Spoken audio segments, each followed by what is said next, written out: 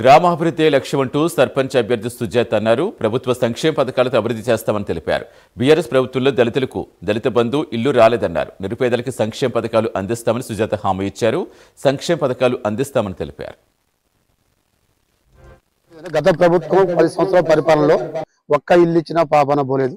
మేము కాంగ్రెస్ పార్టీ వచ్చిన తర్వాతకి పార్టీకి అతీతంగా మాకు పార్టీతో సంబంధం లేకుండా ప్రతి ఒక్క పేదవాళ్ళకి ఇప్పటికి మాకు 24 ఇండ్లు వచ్చినాయండి.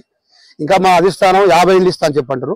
సర్పంచ్ గెలిపించుకొని వస్తే ఇంకా 10 పెంచుతారని కూడా చెప్పారు పెద్దోళ్ళు. మేము అభివృద్ధికే పాటుపడుతున్నాం. ఈ ఊళ్ళో ఒక రోడ్లను పోసారు, ఆ రోడ్డు పంచుకు పోయలేదు.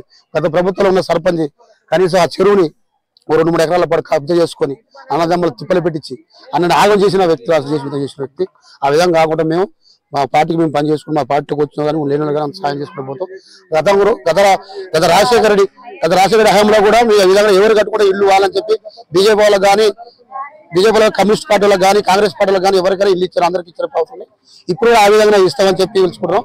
మా 8 వార్డుల నెంబర్ని మా సర్పంచ్ గారు సుజాత గారిని అందరూ అత్యధిక మేరతో గెలిపించేటైతే మేము అధిష్టానంతో పోరాడి మా శాయశక్తుల మేము నీళ్లు తీసుకొచ్చి ధర్మపురంలో తెలియపరుస్తామని చెప్పి మీ అందరికీ భాగంగా దండం పెట్టుకుంటాం. మేము కాంగ్రెస్ పార్టీకి చెందిన వాళ్ళం. మా కాంగ్రెస్ పార్టీ అభ్యర్థిగా సుంకర సుజాత గారిని మా కాంగ్రెస్ పార్టీ నియోజకవర్గ మండల పెద్దలు ఇటు గ్రామస్తులు కావచ్చు నిర్ణయం చేసుకొని ఆమె అభ్యర్థిత్వాన్ని ఏకీపించి ఆమెని ఎంపిక చేయడం జరిగింది.